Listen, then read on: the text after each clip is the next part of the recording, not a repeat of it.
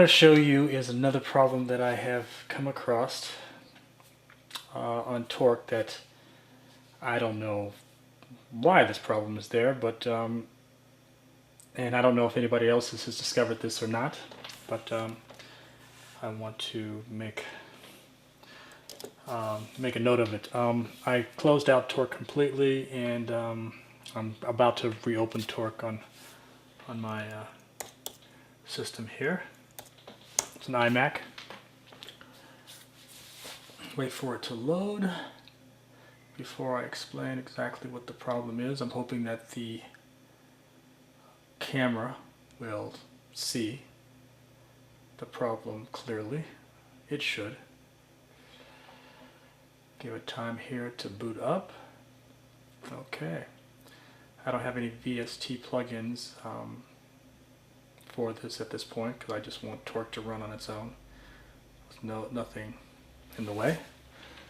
Now what I'm going to do is I'm going to go to my crates list, and I'm going to go to this one crate that I've put together. It's called my up-tempo, and as you can see here on my up-tempos, I have all the songs listed here, right? The songs themselves, artists, so on and so forth.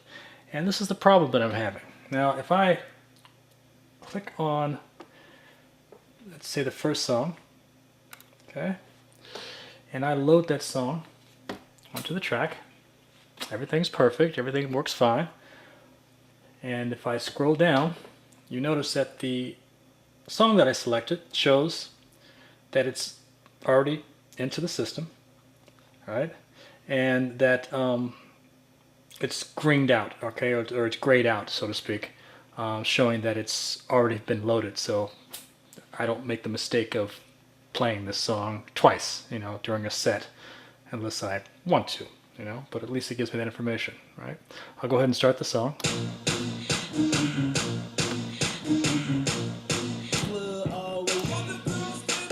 Just pop into the song just to show you that it's actually loaded. Then I'm going to go to the second song, and I'm going to go to deck C and do the same exact thing. Now you can see in deck C here, it's loaded. It's called Dance Like a Stripper. Dance Like a Stripper. It's the second song. Now, this is where the problem comes in. If I scroll down, I take a look at that second song, it is not grayed out, right? It's not grayed out at all. As a matter of fact, if I load the second song on deck B, it's still not grayed out. Still white as snow, just like all the other ones that I have not played yet. So if I go to the next song, put that in deck B, next song in deck C, I just go so on and so forth. None of these are telling me that it has been played or has already been put on the deck already. Okay. Now, to prove that these things do actually, you know, they're actually loading, right? I go back to the actual files menu where I have all my songs located on the external hard drive, and I click on where they're located. As you can see here, now it shows all the songs that I had clicked on and load onto the deck B and deck C. It actually shows the difference, you know?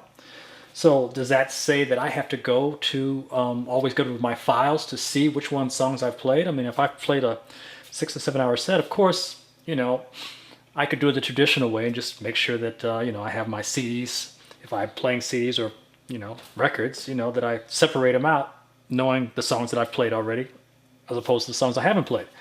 But I don't have that luxury here, right? I mean, this is a digital system, and up to this point, I mean, I never even noticed that this problem exists, right?